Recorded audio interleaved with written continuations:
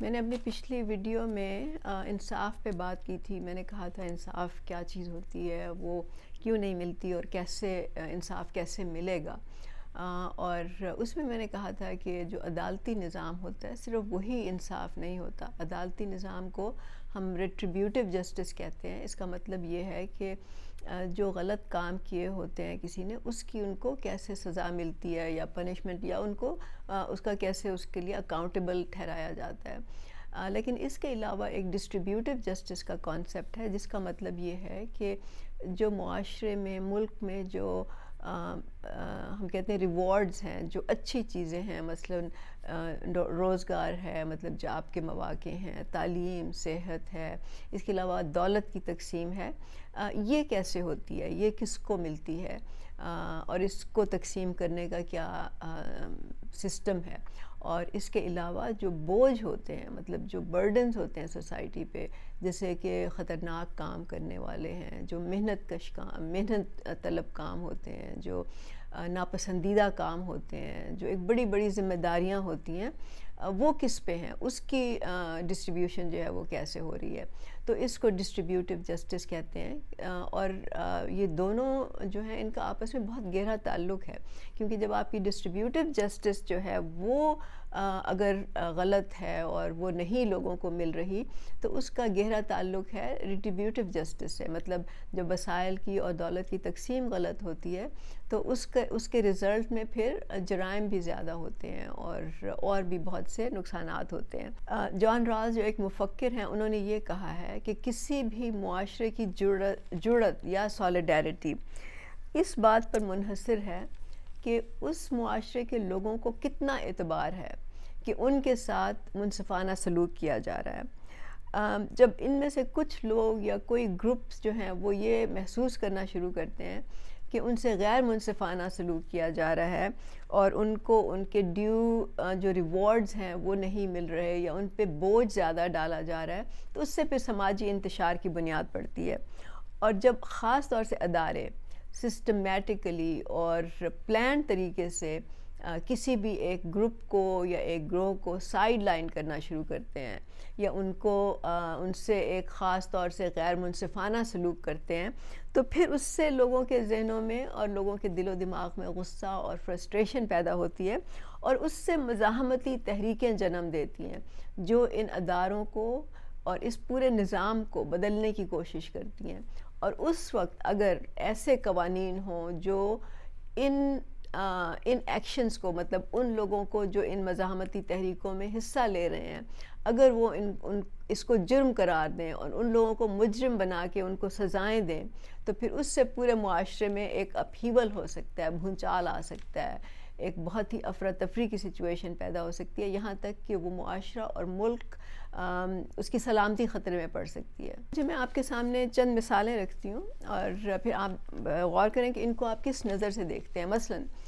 ایک باپ ہے اور اس کے بچے ہیں, اس کے پاس پیسے نہیں ہیں کہ وہ ان کو کھانا دے سکے, تو وہ غصے میں, فرسٹریشن میں وہ ان کو مار دیتا ہے. پھر دوسری مثال یہ ہے کہ کوئی نوجوان ہے, اس کو پڑھنے کا یا آگے بڑھنے کا شوق ہے, لیکن اس کے سامنے رکاوٹیں ہیں, اس کے پاس وسائل نہیں ہے یا دوسرے ایشوز ہیں جس کی وجہ سے وہ یہ نہیں کر سکتا.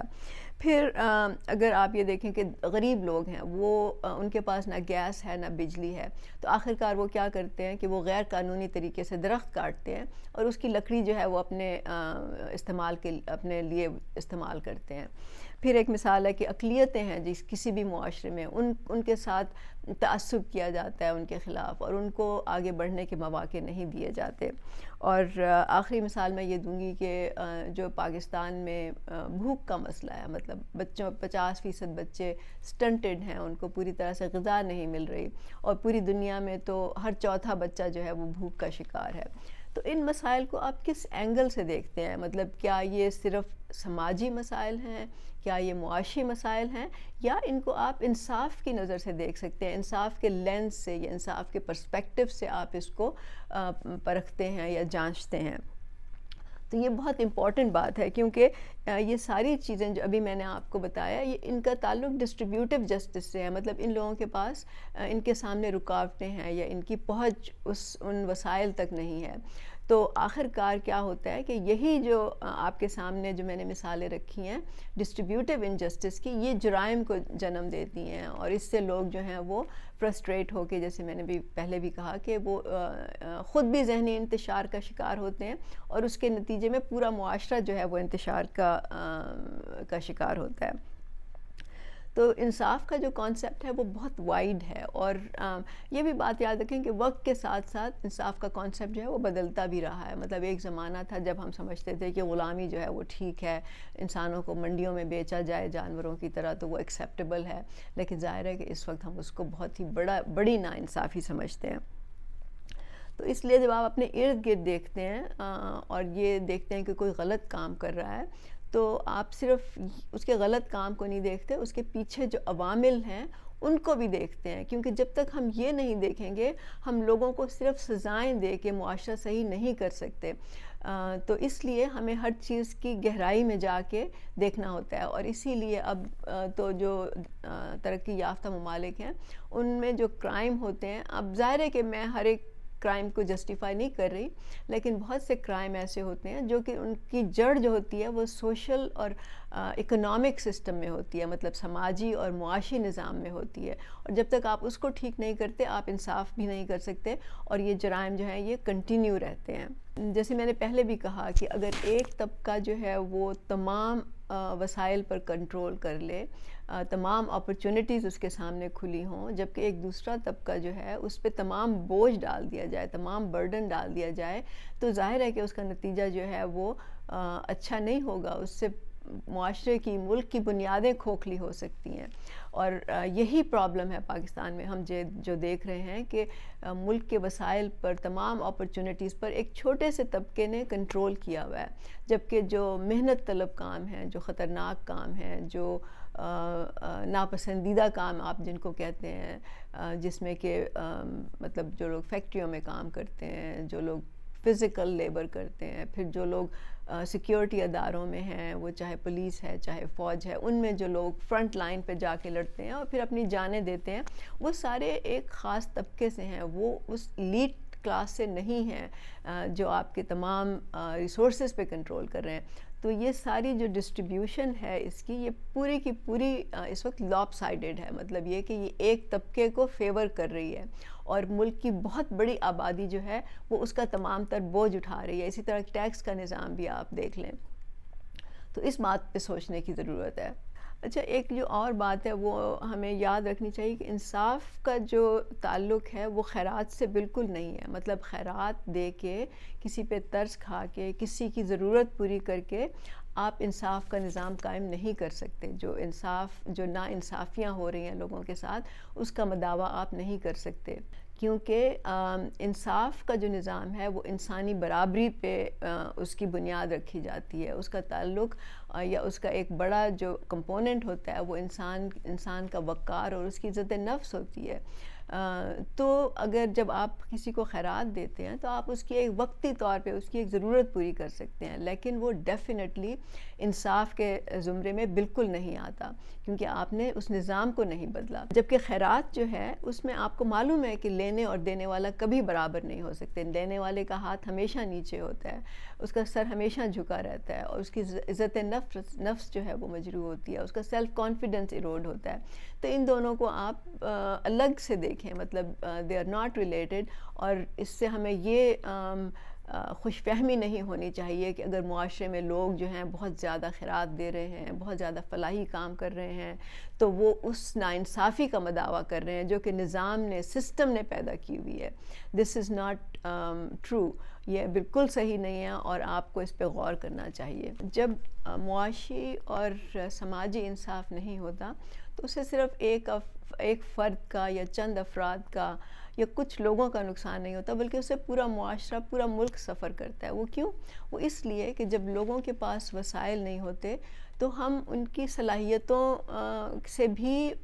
فائدہ نہیں اٹھا سکتے، مطلب پورا معاشرہ جو ہے وہ اس انسان کی جو نیچرل ٹیلنٹ ہوتا ہے، اس میں جو اس سے صلاحیتیں ہوتی ہیں، اس سے وہ محروم رہ جاتا ہے. آپ کو معلوم ہے کتنے بچے ہوں گے اس ملک میں جو کہ بڑے بڑے آرٹسٹ بن سکتے ہیں, جو کھلاڑی بن سکتے ہیں, جو سیاستدان بن سکتے ہیں, جو سائنٹسٹ بن سکتے ہیں, لیکن وہ نہیں بن پاتے کیونکہ ان کے سامنے راستے بند ہیں. تو اس لیے بھی ادر دین جو میں نے آپ کو پہلے باتیں کہیں, اس کے علاوہ بھی یہ چیزیں آپ کو ذہن میں رکھنی چاہیے کہ اس سے ہمارا کتنا نقصان ہو رہا ہے. یہ جو غیر مساوی تقسیم کا جو نظام ہے, اس سے ملک کا اور معاشرے کا کتنا نقصان ہے. تو ایسا معاشرہ بنانے کے لیے, ایسا معاشرے کو اسٹیبلش کرنے کے لیے ضروری ہے کہ ہر بچہ جو اس ملک میں پیدا ہوتا ہے, جو معاشرے میں پیدا ہوتا ہے, اس کو برابر کے مواقع ملیں, اس کے سامنے برابر کے راستے کھلے ہوں, اس کو وسائل پر برابر کی دسترس ہو, تاکہ وہ بھی وہ سارا کچھ کر سکے جو وہ کرنا چاہتا ہے یا کرنا چاہتی ہے. تو ایسا معاشرہ بنانے کے لیے یہ ضروری ہے کہ ہر بچہ جو پیدا ہوتا ہے اس کو برابر کی دسترس ہو تمام وسائل پر اور تمام مواقع پر, تاکہ ہر بچہ چاہے وہ کسی بھی غریب خاندان میں بھی پیدا ہو, اس کے لیے وہی مواقع ہوں تعلیم کے, روزگار کے, اپنے آپ کو, اس کے ٹیلنٹ کو استعمال کرنے کے لیے. تو اب سوال یہ پیدا ہوتا ہے کہ ایسا معاشرہ کیسے ممکن ہے؟ کون یہ یقینی بنائے گا کہ ایسا معاشرہ ہونا چاہیے یا ایسا معاشرہ اسٹیبلش کرنے کی طرف ہمیں ایک لائے عمل بنانا چاہیے یا راستہ اس کے لیے ہمیں اپنانا چاہیے؟ تو یہ یاد رکھیں کہ یہ اسٹیٹ کی رسپانسبلٹی ہوتی ہے, یہ ریاست کی ذمہ داری ہے کہ وہ یہ یقینی بنائے کہ تمام لوگوں کے لیے, تمام بچوں کے لیے, تمام افراد کے لیے, تمام شہریوں کے لیے تمام وسائل پر برابر کی دسترس ہو اور تمام مواقع تک ان کی برابر کی پہنچ ہو. اور پاکستان کا آئین بھی کہتا ہے کہ ریاست کی ذمہ داری ہے کہ کنسنٹریشن آف ویلتھ کو روکا جائے, مطلب دولت کے ارتکاز کو روکا جائے. لیکن اس کی دوسری سائڈ یہ ہے کہ ریاست تبھی یہ کر سکتی ہے جب ریاست خود برابری کی بنیاد پہ استوار ہو, جب ریاست کی فاؤنڈیشن جو ہے وہ اس اصول پہ ہو کہ تمام شہریوں کو برابر کی دسترس ہوگی وسائل پر اور پہنچ ہوگی تمام مواقع پر. اور برابری پارٹی پاکستان اور جواد احمد اسی نظریے پر ایک ایسی ریاست بنانا چاہتے ہیں جو تمام افراد کو, تمام لوگوں کو, تمام شہریوں کو یہ مہیا ہو, مطلب ان کی دسترس ہو وسائل پر اور ان کے لیے اپرچونٹیز کھلی ہوں, ان کے لیے راستے کھلے ہوں. ہم تو پوری دنیا کے لیے یہ چاہتے ہیں, لیکن بہرحال ہمیں پاکستان کو اس وقت دیکھنا ہے. تو آپ میں سے اگر کوئی اس بات میں انٹرسٹڈ ہے تو آپ کو برابری پارٹی پاکستان میں شامل ہونا چاہیے, اس کا ممبر بننا چاہیے, اس کے نظریے کو سمجھنا چاہیے, کیونکہ مجھے معلوم ہے کہ ہمارے معاشرے میں بہت سے ایسے نظریات یا کانسیپٹ ہیں جس سے کنفیوژن پیدا ہوتی ہے. تو ان سب کو سمجھنے کی ضرورت ہے, اور یہ سمجھ کے جب آپ اس میں شامل ہوں گے اور اس جد و جہد میں اپنا حصہ ڈالیں گے تو مجھے یقین ہے کہ ہم پاکستان کو ایک ایسا ملک بنا سکتے ہیں جس کی بنیاد برابری پر ہو. تو آخر میں جو میں نے باتیں کہی ہیں آپ اس پہ غور کریں اور سوچیں, اور پھر اگر آپ کو سمجھ آتی ہے تو آپ اس اسٹرگل کا, اس جدوجہد کا حصہ بنیں. اگر آپ کو یہ ویڈیو پسند آئی ہے تو چینل کو سبسکرائب کرنا نہ بھولیں اور دوسروں سے بھی شیئر کریں. اس کا مقصد یہی ہے کہ یہ آئیڈیاز جو ہیں یہ لوگوں تک پہنچیں. بہت شکریہ. خدا حافظ.